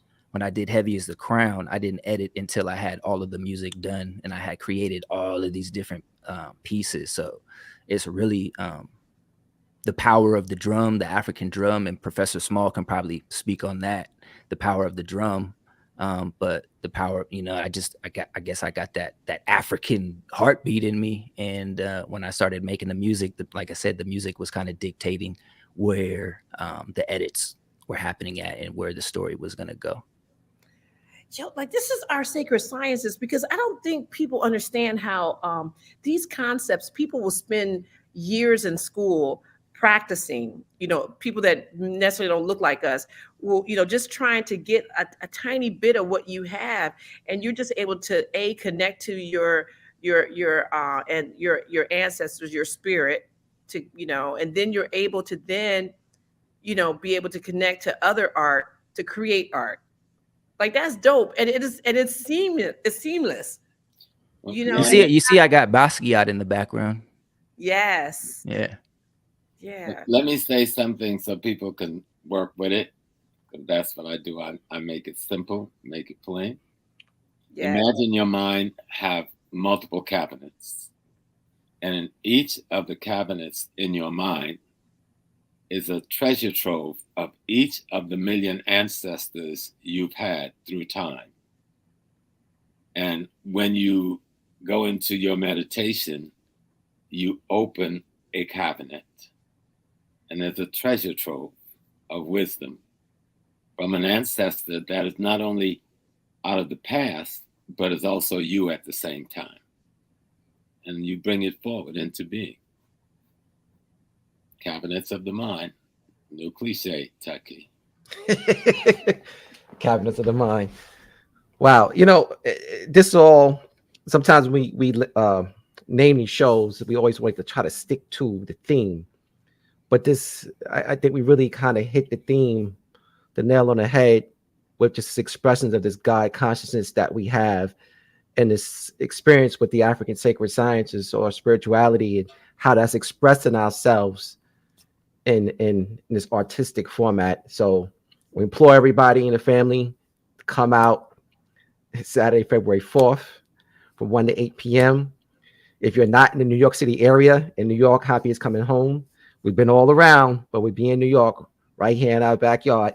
If you can't come to New York on that day, it's definitely available for you on the live stream. So you definitely will be a part of this. And we have so many, let me just say this also. It's important to understand that it's an experience being curated. It's not just what you see here on the flyer, not just what we talked about. There's other little gems, a thing that's going to happen that day that you're only going to get that if you're in the building. But Black love and sage, Taaqiy. Say it is black love and sage. That is what you're going to get. I mean, but wait, we got. But Felicia, it has to be on another level, because what we had in what Africa was black love and sage. Now we're taking this to a whole another level. It's going to be another level beyond what we did in Detroit. So and we probably won't be able to coin it until afterwards. Because we didn't coin it, like when we were in Black Love and Sage, we didn't know it was Black Love and Sage until afterwards. We were just reflecting on it. But this is so nice because, you know, all these, you know, delicious people are going to be there. We got Amadeuz Christ. And wait, Amadeus, you going to have those hats? I'm going to have them. I'm going to have them with me. I got a good amount left. You know what I mean? So they're limited edition. Yeah, I'm probably not going to press up any more green ones. So you better get them while I got them. I want mine signed. I don't know about y'all. Okay, I got to have my own shirt. I'm on my side. I got hats. I got socks. I got slides. Come on. You be laying, brother. I could have been with the reach I have. I could have been selling that stuff for you for the last few months. Yeah, because let me tell you, listen, this dude right here, I'm talking about Professor Small, rolled into the One Africa conference with your DVD. Okay, selling them bad boys. He's like, yo, come on, we got Out of Darkness. You're not messing with Professor Small. He traveled on a plane with them DVDs. I was like, okay, that's what's up. Yeah. I don't know where HAPI's DVD was, but I know he had yours. That's right. Heavy as the crown. But let's get it. Yeah. So family, listen, Brand Nubian is going to be performing. You know, Jamar Milton. I don't know if y'all know about Jamar Milton. He's dope. He's going to be performing. You guys going to see, you know, Amadeus is going to bring us a little something special that you can't see nowhere else except for at this event, something he's working on now. And HAPI, we're going to show a special clip of HAPI. We're going to have a panel discussion. We got Riza Islam. This young brother is doing his thing. Cabernet. Let me stop you. Don't pass Riza so quickly. Because I know. It becomes so important because I've watched him over the last few years. And remember, he comes from one of the oldest, if not the oldest, but one of the oldest radical spiritual traditions in North America, the Nation of Islam. And he's a part of the Nation of Islam. That's the same spiritual unit that gave us Malcolm X. And so to have a young man like this, and I've heard him teach, he's a brilliant teacher, excellent lecturer. So it's important that the world recognize not just him, but the foundation that produces him. Because sometimes we don't recognize that foundation And yet many of us are the product of that same foundation via Malcolm or via God Allah or via like Taaqiy, his father, being in the FY and so forth. So here we are, all of us being an extension of the Nation of Islam without ever acknowledging, I try to do it all the time, people think I'm a little cuckoo, that this Nation of Islam process that Malcolm X made so public has produced so many beautiful young people. And those of us who are not in the nation have not always been welcoming of them in our partnership. So I'm very happy to see Riza Islam being welcomed into this partnership. Mm-hmm. He was with us in Africa. Yeah. Right. Yeah, I know. I just want to big him up a little bit, you know. I like, he really appreciate that because, when we first talked to him the first time about doing One Africa, we were like, yeah, you got to come, Riza. It's going to be great. And I said, we got, we named some names. We was like, we got Professor Small. He's like, I'm there. He was like, yep, right there. He was doing something with King Randall. So he was like physically with King Randall, but then he did, he was on Zoom with us. So, yeah. I tell you this, this HAPI movement, this loving Black people is something that it's a time in life that we all have to get behind because we are, it's just, I like what you said in the beginning, that we are doing things, a lot of times when you look at certain type of media outlets, it seems like we're not doing anything, but we have work to go, but we are definitely collaborating. Right. And I want to use that as a segue, Felicia, to talk about some of the current events that's going on. Right now, there's all this talk about this anti-Semitic conversation around Kyrie and Kanye, and we're seeing a change of consciousness in Black people, shifting and kind of maybe, well, not all, some kind of sticking together. I may not agree with some of the things from a philosophical standpoint that is shared, but just in the fact that Black people being attacked, we need to figure out better ways how to stand together. Even like Malcolm said, we don't agree philosophically, we still have to come together. Those Here's are our children, and how dare anyone allow anyone in your house or in their house to abuse our children for whatever the reason. If you got a problem with one of my kids, damn it, come and see me. Okay? And so we have to be more clear about this. Black youth is untouchable by the enemy. And we older ones have to make it very clear. Yeah.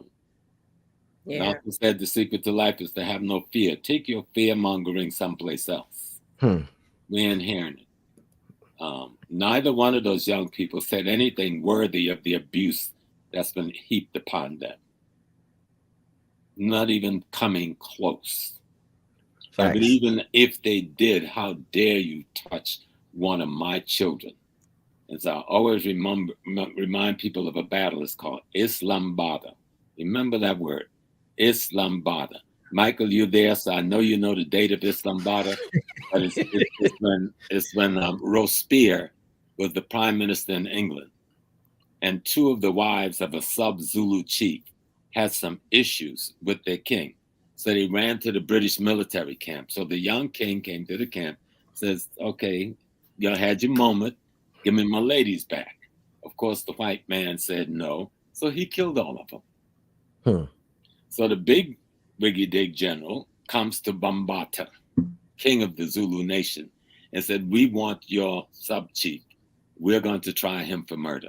And Bambata says, no, you're not. That's ours. You have no jurisdiction.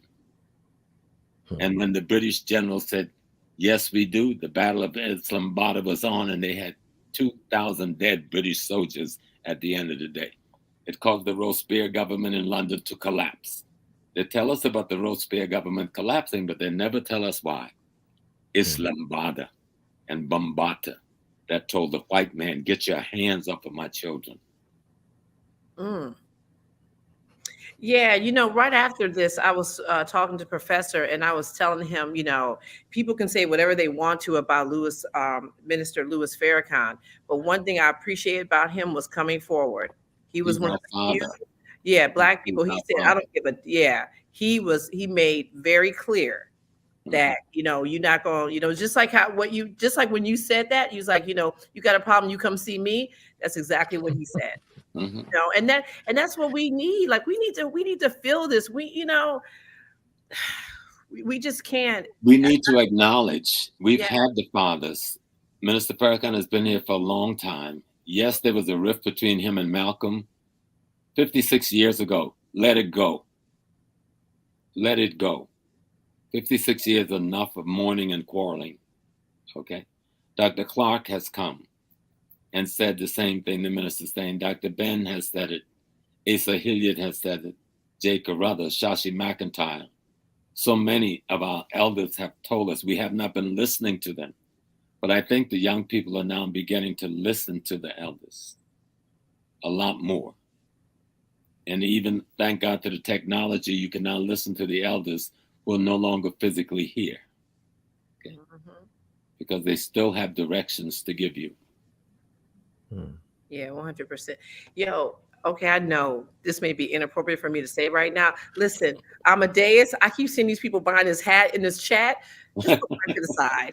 Just put my hat to the side, okay? That's to the side too. Because one was like, I got my hat in the shopping cart. Like, really? Wow. Put our hat to the side. I got you. Okay. I got you. All Don't right. worry. Don't worry. And what you should do, Amadeus, what you told us tonight about the meaning of the symbols, and as you got them, do you have a little pamphlet on that? I could put one together.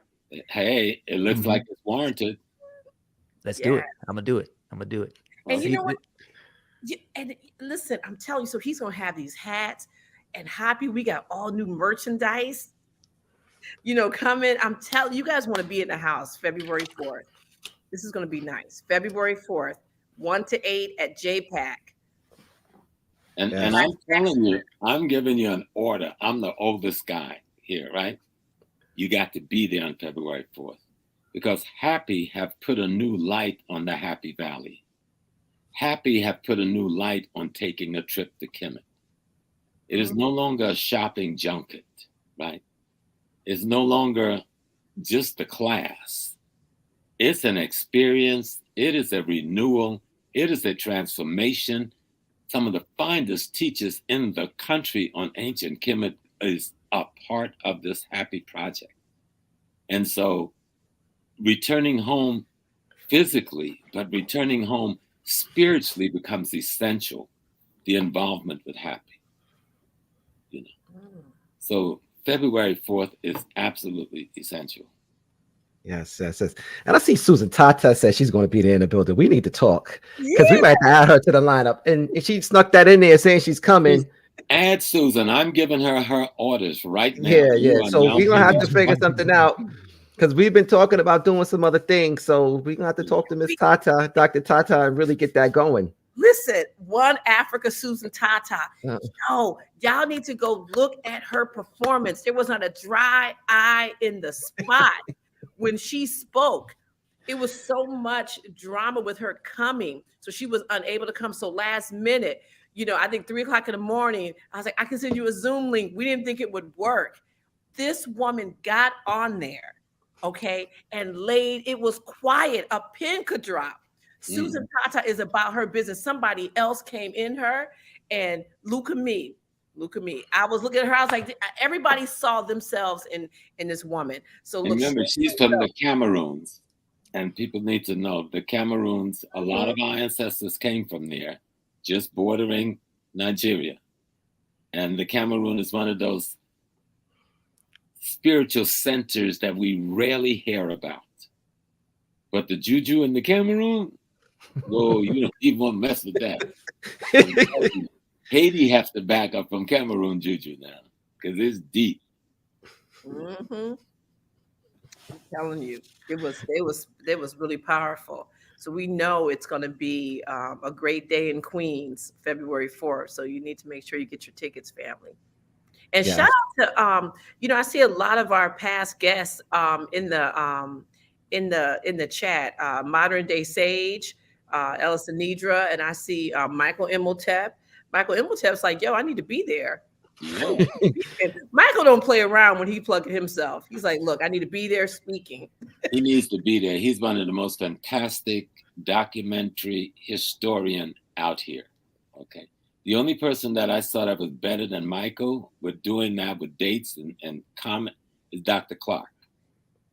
You know, and Michael is the best I've seen. Wow, you're in good company there, Mike. Michael Imhotep is in the Detroit project that we're doing. What? Yeah. Oh, we're not in the Detroit project. You know, we got to talk. I told you we got everybody in there. Listen, no, I need to be in your Star Wars film. Okay. So it's like, I'm just telling you right now, I'm gonna just put my little stuff out there. Yeah. Okay. I got a part for everybody. Don't worry. The whole community is gonna be involved. There it is. Yeah. All right. All right. So Professor Smalls, do you have any last words for us? February 4th, everybody come. This is a time for a special kind of One Africa unity. I love the way you accentuate be, right? Black, be excellence, but it's the be. You know, Dr. Asa Hilliard told us that we want to be by becoming, you know. We're constantly becoming because we want to be. Zora Neale Hurston made it simpler. To be there, you got to go there. To go there, you got to know there. And HAPI is all about knowing the there so that we can be there. So to be there, you got to go there. But to go there, you got to know there. But it all starts with to be. To be. With that, I want to give a shout out to the artists that helped design the logo and the flyer, Michael Drake. There's a lot of our artwork for us when we have these happy gatherings and other things. He put a lot of artwork together. The Brothers of Genius actually did a lot of artwork in media and also the teching. So Mike and I and his wife, Veronica Kidd, we were all working close together for some time. So definitely want to give a big shout out to them. Brother Amadeuz Christ, what about you? You got any last words? Yeah, I'm looking forward to seeing everybody on the 4th. Yeah, I like somebody just put becoming. That's one thing I got from Dr. Wade Nobles as far as African epistemology is the process of being and becoming. And, you know, I think we're all always in that process of becoming better. So I'm looking to become better and just building with everybody that's there. And I think it's going to be an excellent experience. Facts. And family, I want to say this also about being and being there. I notice it's like November and people are like, oh, well, February's a long time away. Space is always limited. Yeah. Like Sister Felicia said earlier about the vending space is extremely limited. So whoever's going to be a vendor in a house, you're going to have a grand opportunity because you're going to have a sold out building. So you don't want to wait for that. Secondly, space in the theater is also limited. So please make sure, don't wait to say, oh, you know, January or, oh, I'm wait to February 3rd, because that's when we get the big rush, like the day before. You might not be able to get a seat that day. Yeah, so you'll be sitting at home on live streams tight. You know what I'm saying? But that's going to be a good experience too. Yeah. But the in-house experience, it's going to be something different because we really want to make sure that with Black people are showing out that day in a very positive way. So you want to be in the building. Yeah. You want to be in the building. So get your outfit together. Get your outfit. Yeah. It's going to be nice. Do not wait. And the tickets are very reasonably priced for the full day event. They're not overly expensive. They're very reasonably priced. We wanted to make sure it was affordable for everyone to be there. You know, so definitely you want to make sure you don't live in New York, you plan on coming, get your tickets, hotel. Someone said there a little while ago about the train, the plane tickets and hotels. Yeah, get all that done now, you know? Yeah. So it's a Felicia. You got anything for them? No, I just want to say, listen, family, also make sure that you are following us on all our social media platforms and on Amadeus. Let me put up his, you know, it seems like everybody got his website because they buying a hat. So, but I'm gonna put it up there anyway. Okay. You know, make sure right there, we will make sure that we are supporting this brother because it comes down, you know, to you know, when we I think Happy principle. You know, has talked about this. Taaqiy talked about this economics. It's not always just about money, but it's also just this reciprocity. You know, African integrity. African integrity. So you coined all these things. That's right. African integrity. Yes. Now, between you and your friend, Dr. Oba Tashaka, that is, I tell you, you guys know how to say some stuff. You gotta give Dr. J credit on that one too. Dr. J, that's my teacher, Dr. J. So. Yep. But yeah, so you know, you want to make sure you are signed up to our newsletter. If you just go to happyfilm.com, you can do everything. You can get your tickets for the event. You can sign up for the newsletter. You can get merchandise. You know, it's always something special when you have your merchandise coming in, you know, with your green hat, you know, coming into February 4th. You know, that means you're going to get a picture. Your picture going to be up on social media. You come in with any of Amadeuz's stuff. Look at Amadeuz just showing the hat. Just showing the hat. Yeah, let me put you up there. Let's look at this hat again. You know, he got a story behind the hat, so it's not just like a snake up on there. Shameless self-promotion, but you got two to the side, I'm good. But yeah, so just make sure you just visit happy.com and get all, you know, get your tickets, sign up for the newsletter. Make sure you have, you know, you've seen both films. You've also supported, and for the next 15 weeks, we're going to, you know, be talking exclusively about Black excellence and what does that mean. And so all of our guests that are going to be coming on will be talking to that theme. Our social media posts. That's what we're talking about next 15 weeks. But don't wait. Do the stats on our business growth, do the stats on Black banking growth, do the stats on Black credit union growth. All of these things have been happening. And I think HAPI had a lot to do with it because there's been a surge in the last 2 years. And we're the only medium that have been national in making this call. There are other smaller units around the country, but we made a national call for making the HAPI River run through the Black communities across America as an economic format, you know? And I think people are hearing us. Yes. Yeah, they heard us in February. Mm-hmm. And you know, we just keep keeping on and keep pushing. You, Neil. I got to talk to my friends in Trinidad. You know? Yes, they were up there saying, "Hey." That's from Susan Tata right there, brother Chris. Pan African Daily TV. Yeah. That's your okay. Yeah. You got to make your rounds. Let's do it. I'm ready. Yes, that's what's up. This is going to be great. And Dr. Ken Harris is in the house. He is an excellent host. And he, you know, he is Black statistics when it comes to economics because he's an economic man. Mm-hmm. So we are definitely going to catch up with him and get some more knowledge in that area. Yeah. And that's Michael Friend. You know, I was telling him it's Soul Emotion Players, 40 years of being of drumming. Right there.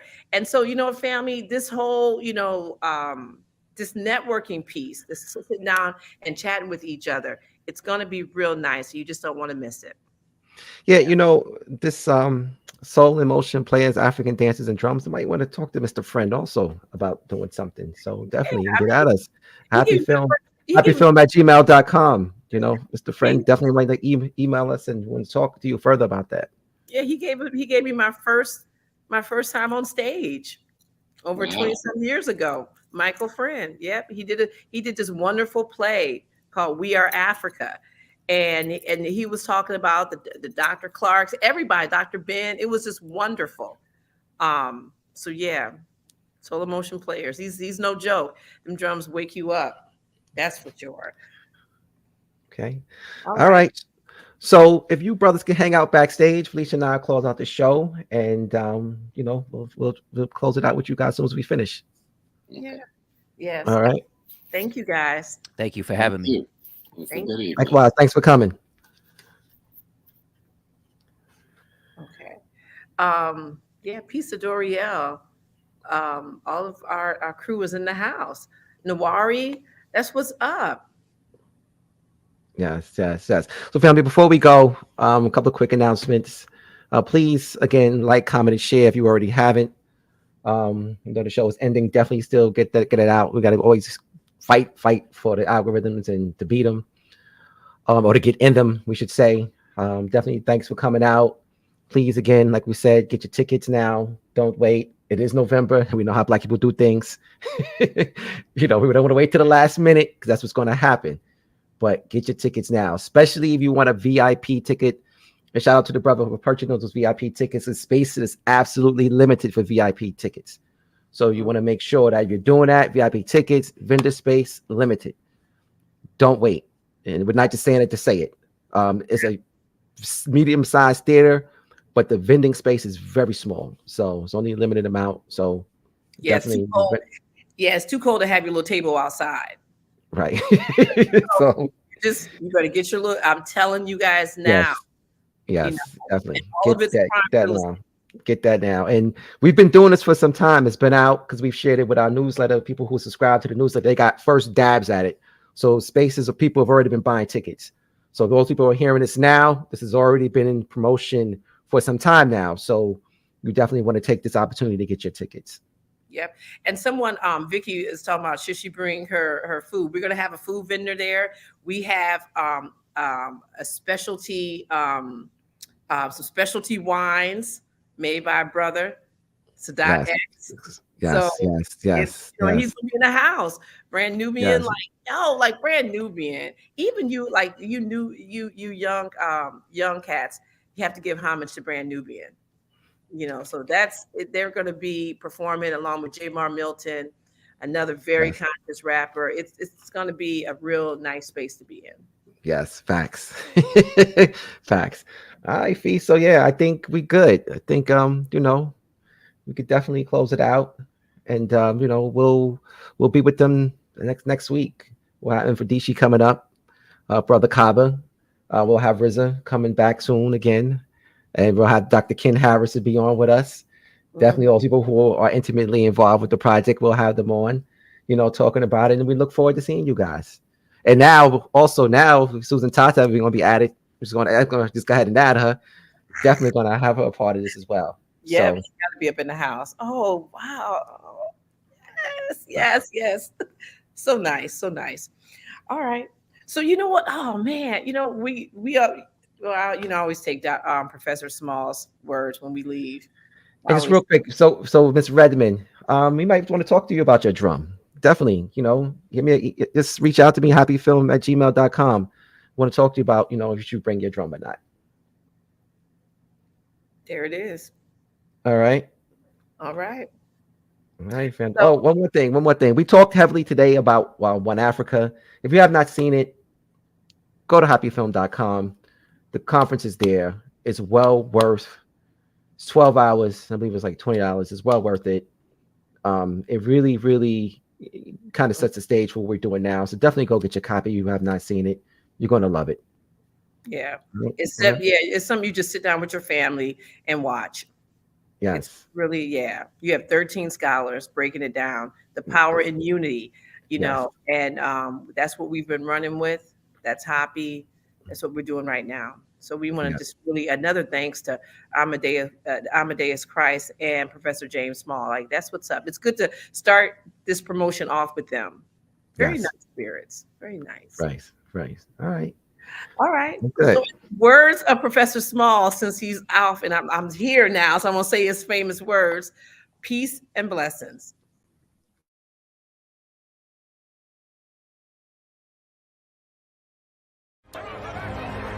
I don't know what we can talk about in this nation without talking about white superiority, honestly.